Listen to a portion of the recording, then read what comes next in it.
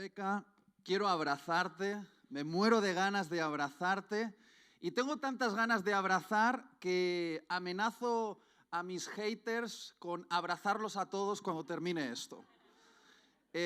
Tengo tantas ganas de abrazar que van a ser hasta abrazos incómodos. Quiero avisaros de esto. Estos abrazos que se alargan un poco, extraños y que uno ya no sabe cómo avisar de ya es suficiente y te dan una palmadita en la espalda. Muy bien, yo voy a ser esa persona incómoda, pero tengo tantas ganas de abrazar que me vais a tener que soportar. Y seguramente pronto nos vamos a abrazar. Estoy seguro que esto va a pasar. No tengo la sensación de que este año es un año perdido, todo lo contrario, pienso que este año es un año de transición. Y de eso es exactamente de lo que me gustaría hablaros, al menos es el contexto de la historia que voy a contaros hoy, porque como ha dicho Rebeca, estamos avanzando a través de Hebreos capítulo 11, que describe los hombres y mujeres de fe que crearon la historia. Ahora, si te gusta leer la Biblia, te habrás dado cuenta de que todas esas historias son en contexto de dificultad. Es decir, Dios escribe los mejores capítulos de la historia en los momentos difíciles. El mejor momento para el reino de Dios es cuando se evidencia que los reinos de este mundo son insuficientes, son frágiles y se están deteriorando. Quiero deciros algo, este es nuestro momento. Iglesia, es nuestro momento. Y hay personas que lo están entendiendo ya y hay otras personas que todavía no lo han entendido. Y la diferencia de cómo vamos a vivir esta transición es si entendemos que este es nuestro momento. Iglesia, existimos para esto, para ser respuesta. La promesa que Dios le dio a Abraham es: te bendeciré para que seas bendición a las naciones de la tierra. Es decir, Dios quiere un pueblo que ha recibido una bendición y la reparte al mundo. Y en este momento, cuando todo el mundo siente que esto es una maldición, se siente maldito de alguna manera, nosotros portamos una bendición eterna y tenemos que repartirla. Es nuestro momento. No, esto no es un mensaje motivacional, esta es la verdad. Lo más importante que está ocurriendo en España está ocurriendo dentro de las iglesias hoy, aquí y en cientos de comunidades alrededor de toda España. Allá afuera la gente cree que da las noticias y nos llenan la mente de noticias, estadísticas, situaciones, pero realmente hoy estamos aquí convocados para volver a recordar las buenas noticias, porque nosotros las tenemos. Y esas son las noticias más importantes. Y no estoy minimizando el hecho de que hay un virus que ha sacudido el planeta Tierra, la economía está colapsando, hay crispación en la política, las cosas están difíciles, sí. ¿Y qué tiene de nuevo eso? Quizás simplemente nuestra generación se acostumbró a que las cosas estuviesen tranquilas, pero pregúntale a nuestros abuelos. La Primera Guerra Mundial, la gripe española, que fue una pandemia que ocurrió en el 17, en el 18 del siglo pasado, la Segunda Guerra Mundial, aquí en España, la guerra civil, la posguerra. Yo todavía recuerdo las conversaciones con mi abuelo de cómo él alimentaba a su familia yendo a cazar culebras y comían culebras. Y aún así, mi abuelo llegó hasta los 85 años.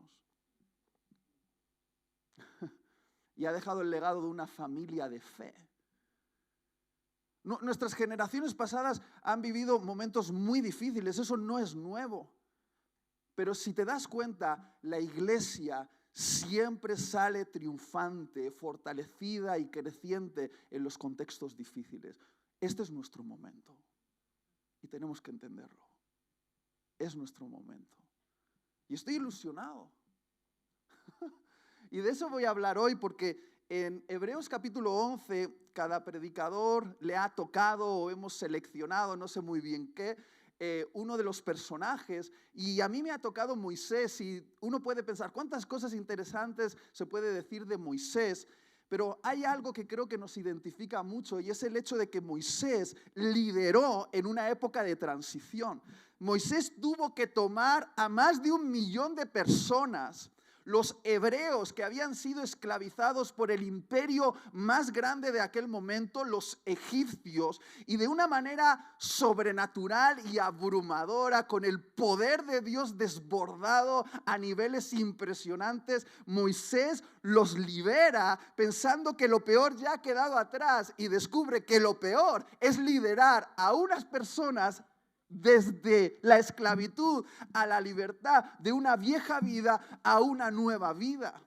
Eso es peor que enfrentar a todas las fuerzas de un imperio. ¿Por qué? Porque esos hebreos, aunque eran libres, todavía tenían mente de esclavos. Muchas veces esos hebreos estaban avanzando hacia la tierra prometida, pero solo podían pensar en lo que estaban dejando atrás. Pon atención, por favor. Mientras pongas tu mente en lo que has dejado atrás, no podrás avanzar hacia lo nuevo de Dios.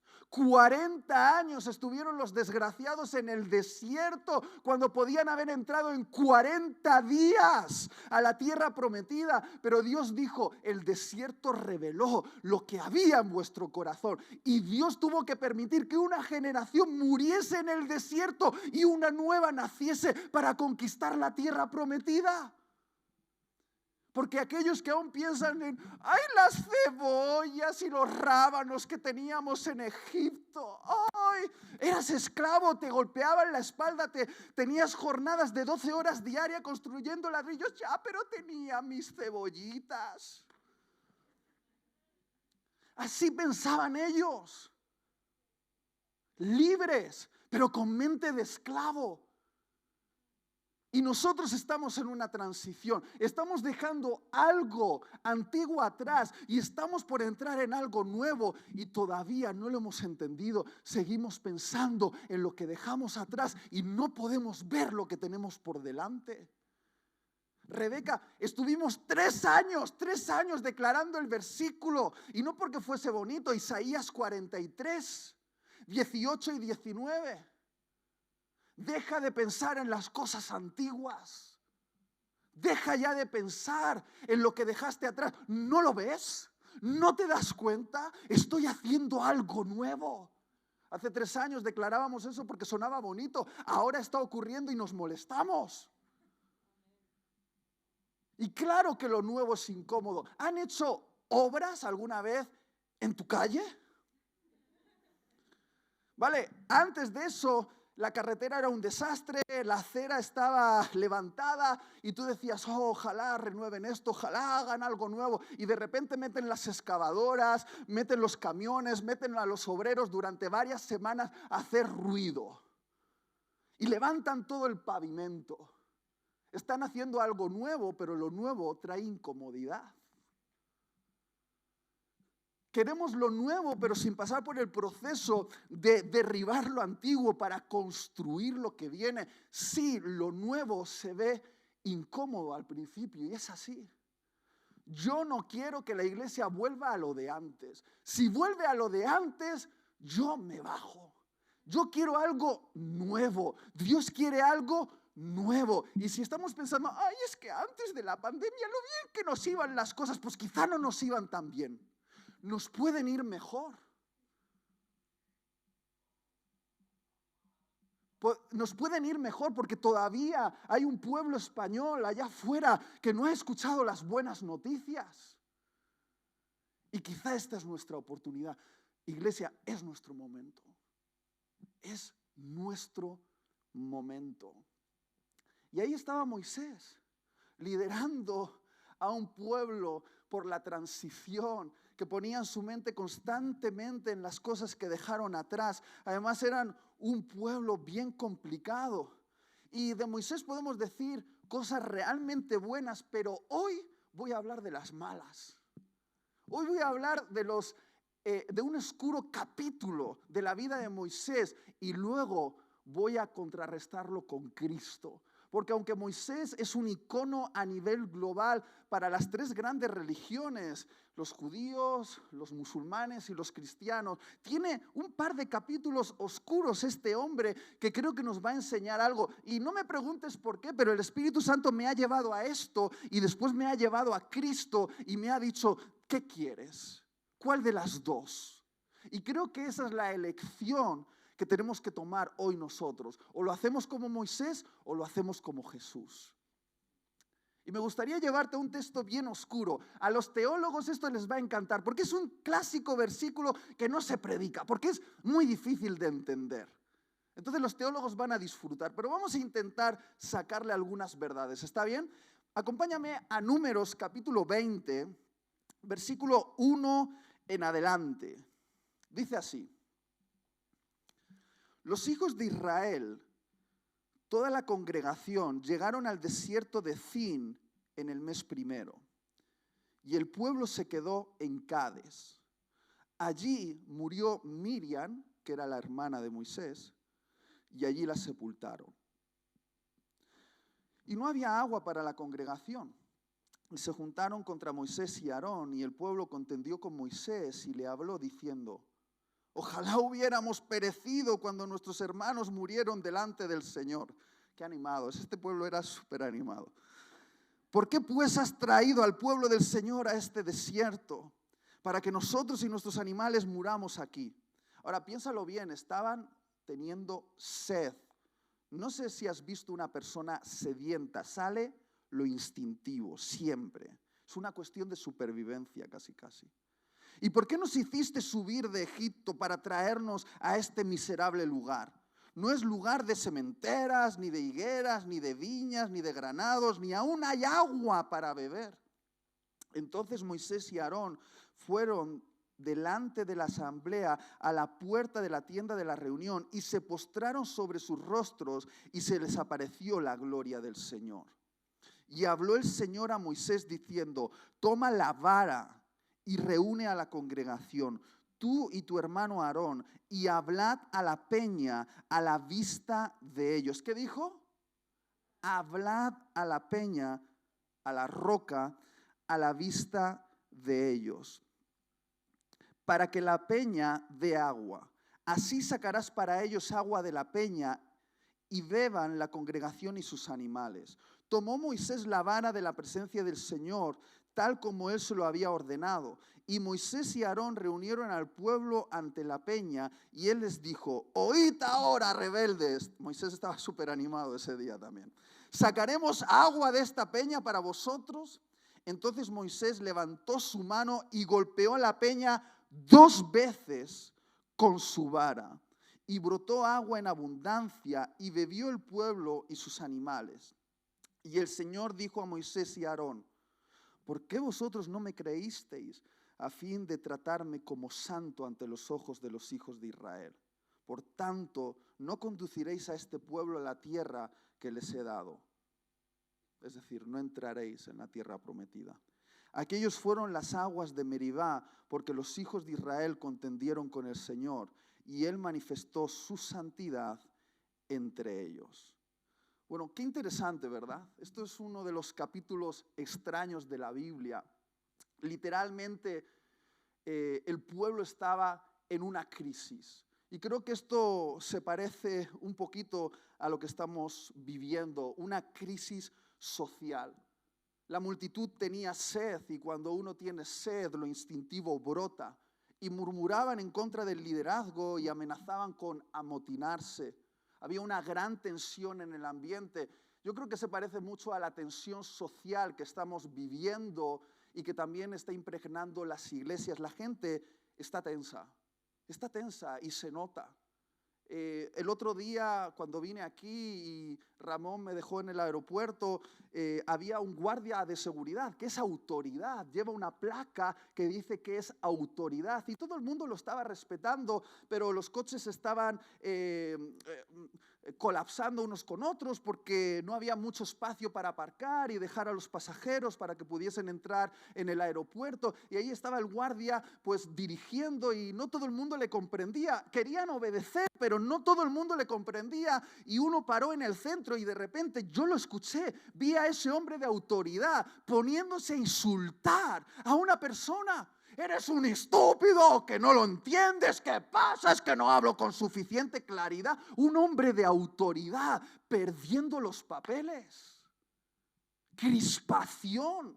Es como una tensión en el aire, como que huele a guerra civil. Y ¡ay, cómo exageras! Bueno, en un contexto similar, hace 100 años atrás, hermanos mataron a hermanos en este país.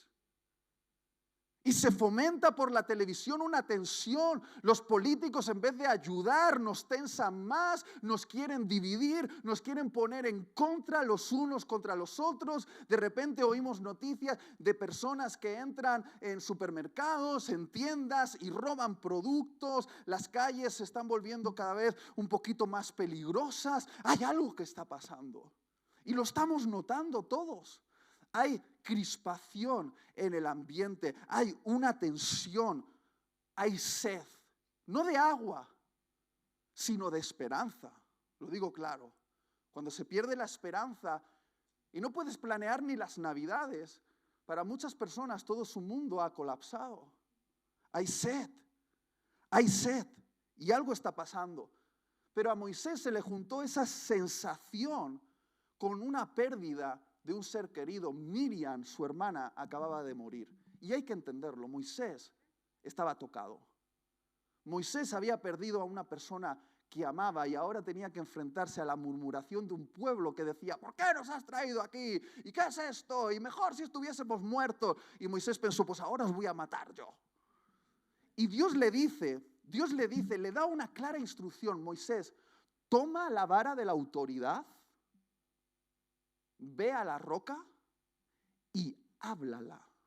Simplemente pide que salga agua. Pero Moisés se dejó llenar de ira y golpeó la roca. Dios le dijo: habla, y él golpeó. Dios le dijo: habla, y él golpeó. Ahora, podríamos ponernos profundos, intentar analizar qué significa esa roca que él golpeó. Desde el Nuevo Testamento la perspectiva es que la roca es Cristo, de la cual brota el agua de la vida, y sí que creo que es una buena interpretación, pero de alguna manera esa roca también representaba el corazón del pueblo en aquel momento. Y Dios le dijo: habla, y Moisés golpeó. Y hace 40 años atrás, porque esto fue la segunda vez que ocurrió, Dios le dijo: golpea, y Moisés golpeó. Pero ahora le dijo: habla, y Moisés pensó que era mejor golpear. Y eso es lo que Moisés no llegó a entender de la situación. El corazón del pueblo era una piedra y Dios le dijo: habla. Y él dijo: no, esto se arregla a golpes. Ahora la pregunta es: ¿de dónde nació este arrebato de Moisés? Porque la situación tuvo que ser bien interesante, porque ahí estaba el pueblo, la roca ahí, y Moisés le dijo al pueblo, como muchos predicadores, cuando estamos tensos, porque a veces traemos las tensiones de casa aquí abajo y nos ponemos a golpear, y decimos: pueblo rebelde, ¿qué os pasa? ¿Queréis que os saque agua de la piedra? Ahora tendréis agua. Y ¡pum!, le dio un golpe y no pasó nada. Uno. Y ahí Moisés podría haber rectificado y haber dicho: he dado un golpe y Dios me dijo que hablara. Pero aún en ese arrebato, porque la ira te hace perder la razón. La ira hace que rompas los platos delante de tu esposa o delante de tu esposo. La ira hace que veas a las personas como tus enemigos, cuando en realidad son tus hermanos. La ira te bloquea. Había silencio y Moisés agarró otra vez la vara y hizo ¡pum!, golpeó. Y lo curioso, ¿sabes qué es lo que hizo Dios? Respondió. Por el pueblo dio agua, pero luego llamó a Moisés aparte y le dijo: hey, no me has santificado.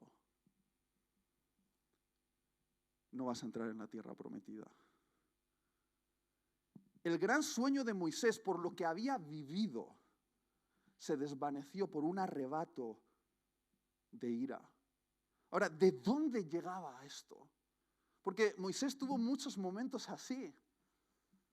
80 años antes, cuando él era un hombre criado en el palacio del rey en Egipto, pero sabía que era judío, y vio a un capataz agrediendo a uno de los suyos, esa ira interior de Moisés salió hacia afuera, se lanzó en contra del capataz y lo mató, lo asesinó y luego enterró su cadáver. Pero ya sabéis que enterrar cadáveres no es fácil. Los que entierran cadáveres lo saben bien. Y le descubrieron y tuvo que huir al desierto. Mira, ¿qué es lo que pasó en ese momento? Moisés intentó hacer la obra de Dios con la fuerza de su ego.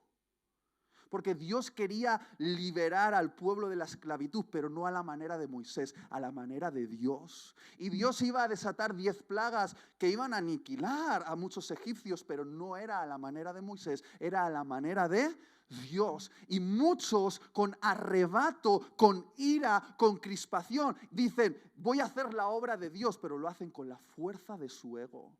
¿Y sabes lo que pasa si haces las cosas así? Que andas enterrando cadáveres. Y eso se ve mucho en la iglesia. Es que quiero hacer la obra de Dios y andas maltratando a tus hermanos que no entienden porque tú quieres hacer la obra de Dios. Y la manera en la que tú haces la obra de Dios no es con el espíritu, es con la carne. Y sí, parece un fin lícito, pero es un método ilícito y andas enterrando cadáveres. Pero no solo eso. Hubo otro momento, 40 años después, cuando Moisés subió a la montaña y Dios en 2 tablas con su dedo escribió los 10 mandamientos, unas tablas que contenían escritura con el dedo de Dios. Y cuando Moisés bajó, después de tanto tiempo ahí en lo alto de la montaña, bajó hacia abajo y vio que el pueblo estaba adorando a ídolos, porque el pueblo se había desesperado, no tenían líder y decían, bueno, vamos a hacer lo que estamos acostumbrados, adoremos a algún ídolo que nos ayude. Y cuando Moisés vio la debilidad del pueblo que volvía a la idolatría, agarró las tablas escritas por ¿el qué? El dedo de Dios, y las rompió. En un arrebato de ira, rompió algo único, algo que Dios había escrito con su dedo. ¡Pum! Lo rompió. Y así muchas personas indignadas por ciertas cosas. Es que estoy indignado con esas ideologías, es que estoy indignado con estos políticos, es que estoy indignado con esta situación. Y andamos rompiendo la obra de Dios. No sé si alguien me entiende. Lo llamamos la ira santa. No, es ira humana, porque la ira santa es la de Dios, no la tuya. Y muchos andamos en este juego y rompemos la obra de Dios. Y finalmente llegamos a este capítulo donde Moisés se le dice que hable a la roca y la golpea. Y Dios le dice, no me has santificado delante del pueblo. Ahora, por favor, presta atención. No voy a tardar mucho, ya estoy llegando al final. No me has santificado delante del pueblo. ¿Qué significa no me has santificado delante del pueblo? He estado indagando en el significado de esas palabras. No me has santificado delante del pueblo y por eso no vas a entrar en la tierra prometida. Y Moisés, que era amigo de Dios, escúchame, Moisés hablaba cara a cara con Dios. Moisés había debatido con Dios sobre la salvación del pueblo. Moisés había salvado a millones de personas de la ira de Dios. Moisés le hizo cambiar de opinión a Dios varias veces. Espera, ¿quieres un amigo de Dios, Moisés? Pero lo que Moisés hizo aquí, por mucho que discutió con Dios, Dios dijo, ya no, esto no. Lo siento, Moisés.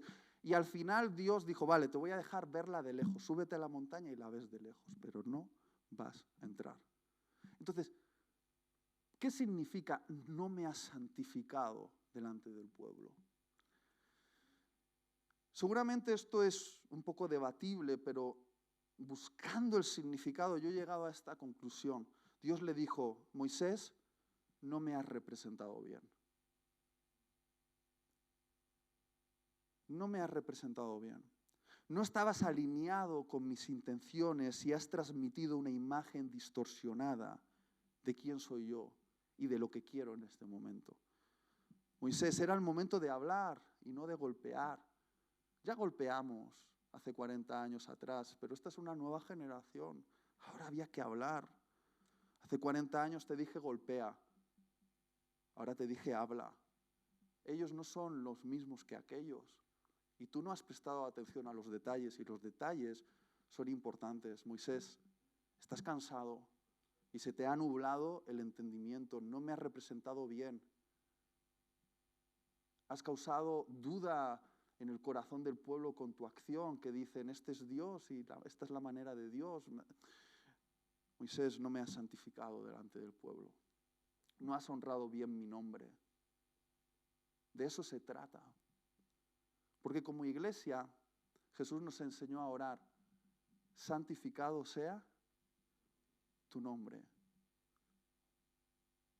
¿Y quién hace que el nombre de Dios sea santificado en este mundo?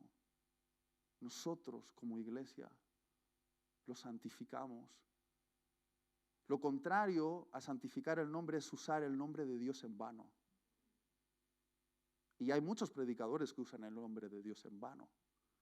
Y muchos en la iglesia que se llaman cristianos que usan el nombre de Dios en vano. Meten a Dios en todos sus caprichos. Es que Dios me ha dicho, es que Dios por aquí, es que Dios por allá. ¿A ti no te ha hablado Dios? ¿Te ha hablado el duendecillo de los deseos? No uses el nombre de Dios en vano. Santificar el nombre de Dios hoy como entonces es representarlo bien.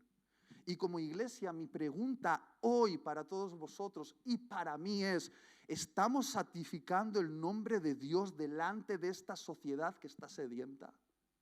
¿Lo estamos santificando en medio de una sociedad que está crispada, que está tensionada, que está violentada? Esta sociedad está en tensión al borde del colapso y la pregunta es, ¿lo estamos santificando?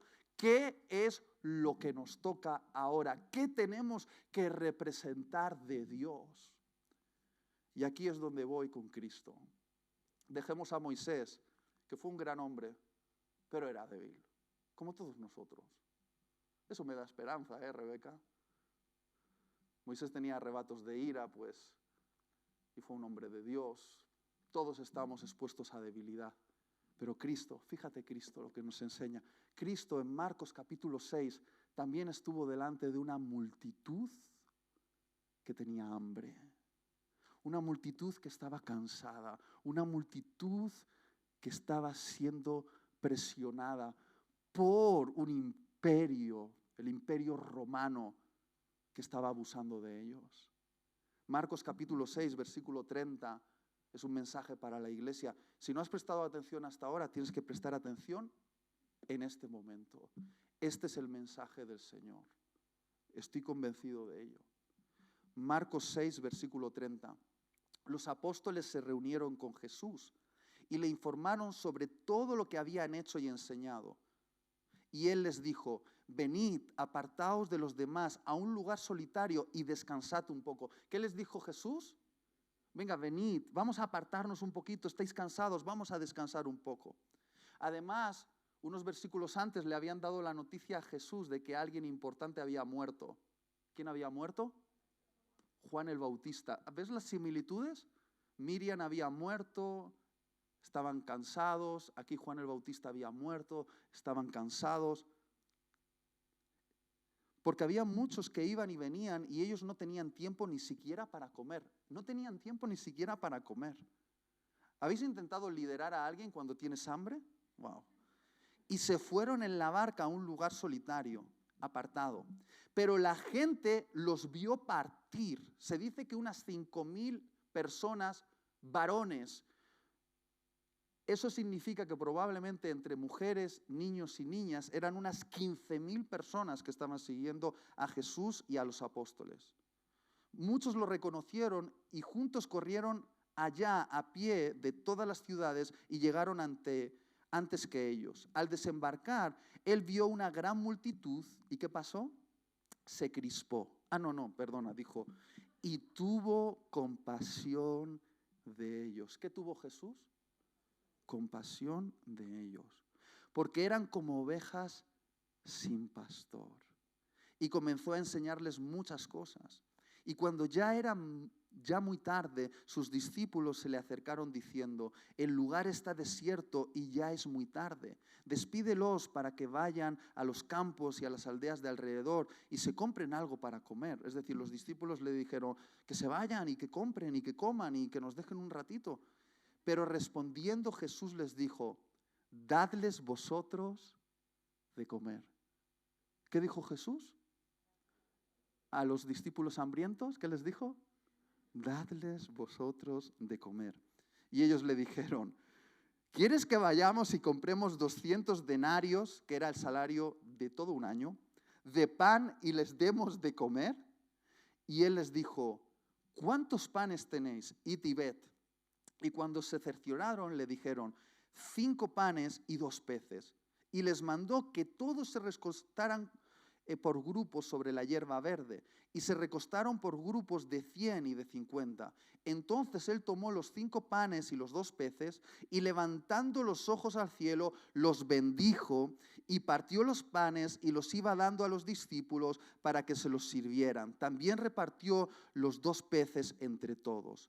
Todos comieron y se saciaron y recogieron 12 cestas llenas de los pedazos y también de los peces. Los que comieron los panes eran 5.000 hombres, como hemos dicho, probablemente unas 15.000 personas. Ahora, por favor, préstame toda la atención que te sea posible. Jesús estaba, al igual que Moisés, emocionalmente tocado. Moisés había perdido a Miriam, Jesús había perdido a su primo Juan el Bautista. Jesús y los discípulos estaban agotados, tenían hambre, al punto de que fue Jesús quien sugirió, os voy a dar un descanso. Un poquito como en esta pandemia, parece que Jesús sugirió a la iglesia, os voy a dar un descansito. Muchas reuniones, mucho montar por aquí, montar por allá, hacer las liturgias del domingo. Bueno, os voy a dar un descanso, ¿vale? ¿Está bien? Tranquilos. Es momento de descansar y que cada uno coma un poco. Yo así lo percibí al principio de la pandemia. El Espíritu Santo está hablando ahora. Yo lo siento sobre mí. Está hablando. De verdad, lo estoy sintiendo. Él nos invitó antes de la pandemia a descansar un poco. No sé si todo el mundo entendió que era una oportunidad para descansar un poco y comer algo. Era una invitación para que todos pudiésemos comer un poco y descansar. Así lo sentí yo. Pero 15.000 personas manifestaron su necesidad.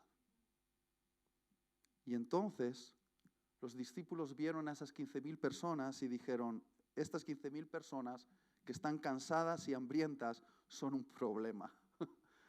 Y le dicen a Jesús, Jesús, ¿qué te parece si los despides?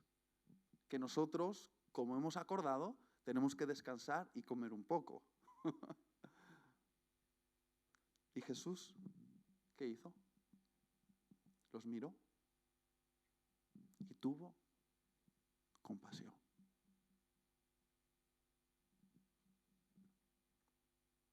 Tuvo compasión. Los miró. Y dijo, es que no tienen pastor.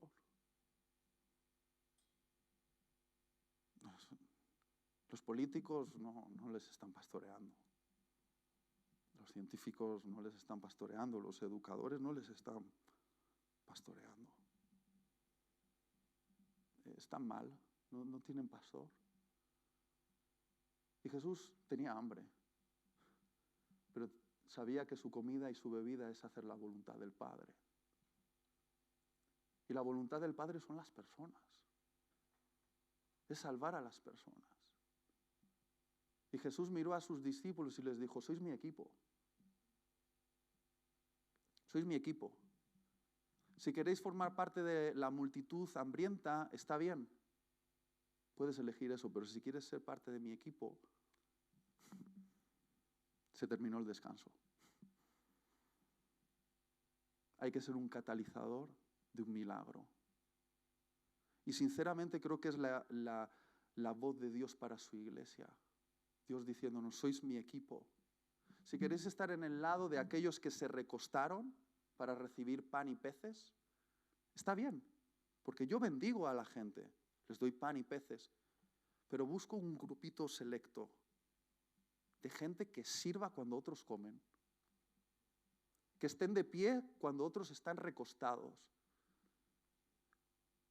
que mientras otros consumen, ellos son catalizadores de milagros, que en vez de esperar recibir, son los que dan. Y esa es mi iglesia, ese es mi equipo. No estamos aquí, iglesia, para recostarnos y esperar que nos den de comer. Nosotros tenemos el pan. Y hasta que no entendamos en qué parte de la historia estamos, si nos sentimos simplemente como los recostados que esperan que nos den de comer, no estaremos entendiendo que es nuestro momento. Iglesia, es nuestro momento. Somos los catalizadores del milagro. Jesús está haciendo equipo con nosotros. Él va a multiplicar el pan y los peces, pero lo va a hacer en nuestras manos. Porque cuando Jesús bendijo el pan y los peces, se multiplicó en las manos de los discípulos. Y si algo está faltando hoy, es manos. La iglesia parece que ha llegado un momento, y no estoy hablando de amistad cristiana, estoy hablando de la iglesia en Occidente. Ha llegado un momento donde parece que nos estamos quejando porque no nos atienden bien. Es que la cuestión es que tú estás para atender a otros. Tú estás con Jesús, estás conectado con Jesús, tienes al mismo Jesús. No es momento que te quejes con, es que no me han hecho una llamada, es que no me han atendido bien, es que no me cuidan, es que no me hacen. Tienes a Jesús, tienes a Jesús. Estamos aquí por ellos, por la multitud de allá afuera, por los hambrientos y los sedientos que están crispados. Y nosotros somos las manos de Jesús y en nuestras manos se va a multiplicar el pan y los peces. Jesús necesita catalizadores de milagros y somos nosotros. No, es que está bien, yo entiendo que crisis como estas definen el corazón de las personas, pero debes elegir. ¿Qué estaba haciendo Jesús aquí? Algunos creen que Jesús estaba alimentando a 15,000, no, estaba discipulando a 12. Esta historia no es de alimentar a 15,000, es de discipular a 12.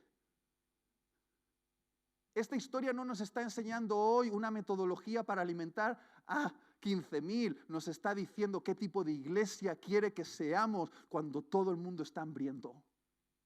¿Qué nos toca? Esto es lo que nos toca.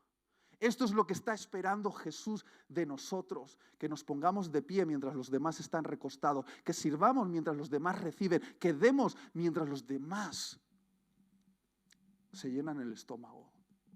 Este es nuestro llamado. Ay, es que no me gusta esta religión. Pues búscate otra. Esta fe de Jesús es incómoda. En esta historia, ¿quieres ser de los que se recuestan a comer o de los que permanecen de pie para repartir? ¿Quieres ser un consumidor o un catalizador de milagros? Y sé que es tentador en estos días recostarse y esperar a que te sacien. Pero ¿qué tal si tu comida es hacer la voluntad de Jesús? ¿Qué tal si eso que esperas que te den, ay, es que mis líderes, si me diesen mis líderes algo? ¿Y qué tal si tu comida y tu bebida es hacer la voluntad de tu Padre y te sientes satisfecho cuando la haces y ya no necesitas tanta atención? ¿Sabes cuál es el sentido de la vida? No es vivir para ti mismo, es vivir para los demás. Cuando vives para los demás, tú estás completo en ti. Cuando todo es yo, y yo, y yo, y yo, te sientes vacío. Cuando vives para los demás, estás completo. Hay algo extraño que ocurre, porque es más bendecido dar que recibir. Y parece una locura, pero es la verdad. Y yo veo estos 5 compromisos. ¿Alguien me podéis ayudar con? Iba a decir el piano, pero creo que hoy no tenemos. Estos 5 compromisos, bien rápido. Compromiso número 1. Deja que Jesús te incomode. Descansar es necesario y sin duda Jesús les dijo a los discípulos, vamos a descansar y comer un poco, pero estate dispuesto a que Jesús cambie el plan y te incomode.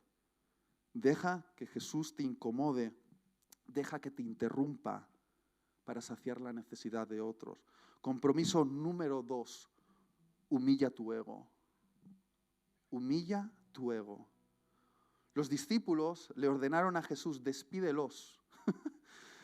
Y Jesús les dijo, no les vamos a despedir, los vamos a alimentar. No, Jesús, pero yo tengo una manera más inteligente de administrar las cosas. Y Jesús le dice, ey, esta es a mi manera, no a tu manera. El gran enemigo del avivamiento no es el infierno, es el ego. Es el ego de los cristianos, empezando por ahí. Tenemos mucho ego y mucho orgullo. No, es que yo soy doctor en no sé qué y yo soy funcionario de no sé cuánto, yo soy no sé qué, no sé cuánto. Bueno, aquí se reparten las mesas. Y ya está. Aquí se reparten las mesas y se da de comer a gente. Humilla tu ego. Compromiso número 3, hazte responsable. Los discípulos fueron donde Jesús y le dijeron, Jesús, resuelve el problema. Y Jesús dijo, ¿habéis visto un problema? Resolverlo vosotros, dadles vosotros de comer. Dadles vosotros de comer. Ese es el compromiso número 3. Hazte responsable. Yo sé que todo el mundo ve los problemas, sobre todo en la iglesia, que tiene un montón de problemas. ¿Cuántos saben los problemas que tiene Amistad Cristiana? Un montón. Hazte responsable. No, es que yo manifiesto los problemas y los anuncio y los pongo en un tablón para que todo el mundo conozca los problemas. Si ya lo sabemos todos, no nos estás diciendo nada nuevo. Hazte responsable. Hay que hacerse responsable de algo. Si hablar de los problemas, todos sabemos, pero ser respuesta para ellos, hay muy pocos. Compromiso número 4, no menosprecies lo que puedes hacer. Los discípulos dijeron, es que no tenemos comida suficiente. Y Jesús dijo, ¿qué hay? Y hubo un niño que tenía 5 panes y 2 peces. 5 panes de cebada que son nada. De la mar 2 pececillos que son nada. En las manos del Señor, si le das tu corazón, puede ser de mucha, mucha bendición. ¡Uy! Es así. En las manos del Señor, lo poco que tú tienes puede ser de mucha, mucha bendición. No menosprecies lo que tienes en la mano. Esos panes y esos peces que Dios te ha dado van a ser usados para un milagro. Y no sé de qué estoy hablando en particular en tu vida, pero no lo menosprecies. Y finalmente, el compromiso número 5, en medio del caos, construye estructuras nuevas.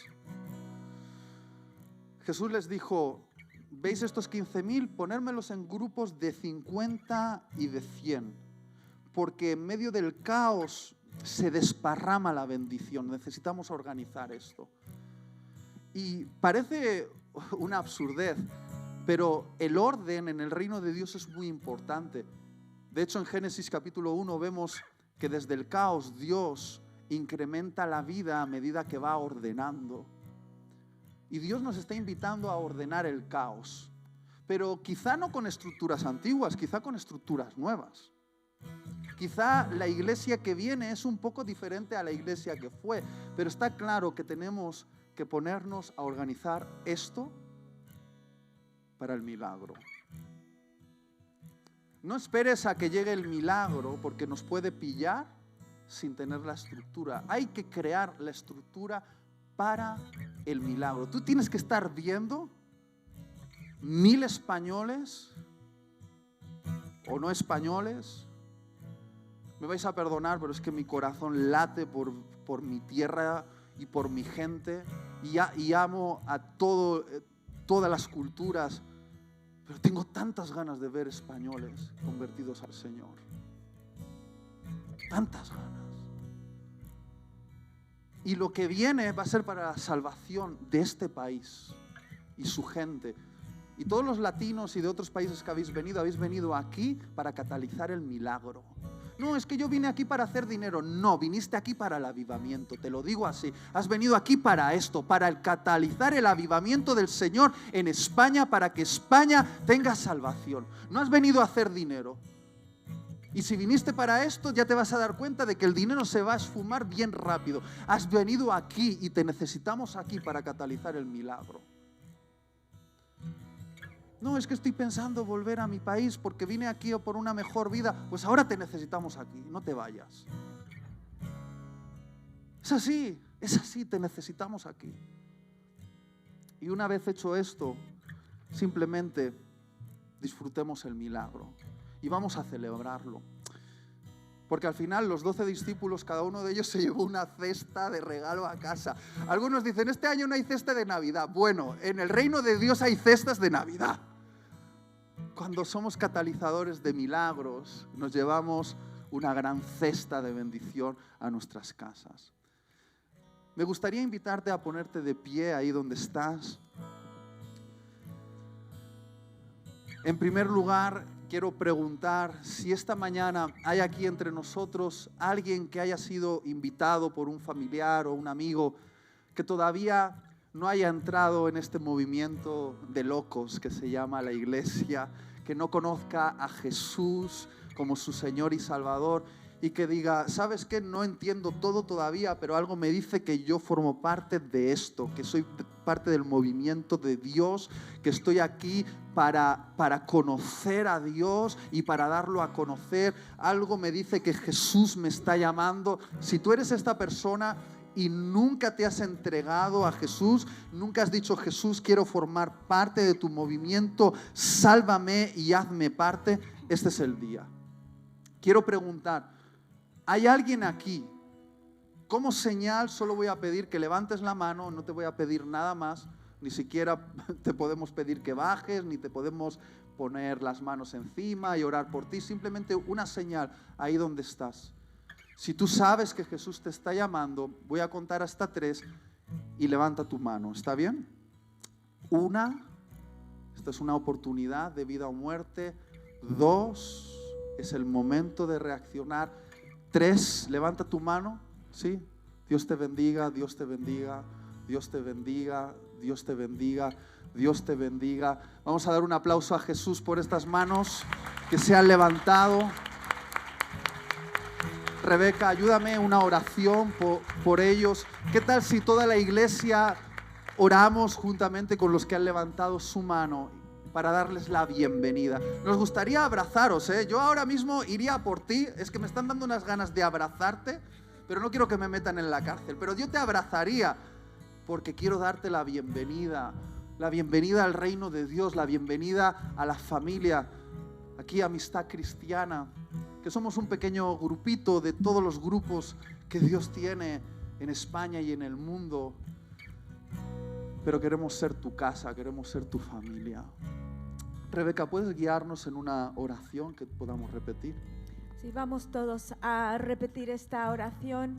No es una oración mágica, la tienes que orar con todo tu corazón. Señor, venimos a ti, entregándote nuestra vida, reconociendo nuestra necesidad de Dios, arrepintiéndonos de nuestros pecados. Perdónanos de nuestro pasado, de nuestro egoísmo y de todo lo que no te agrada. Y lávanos. Te damos gracias por tu muerte en la cruz, por tu resurrección. Y te damos gracias, te doy gracias Te doy gracias por la vida eterna. En el nombre de Jesús. Amén.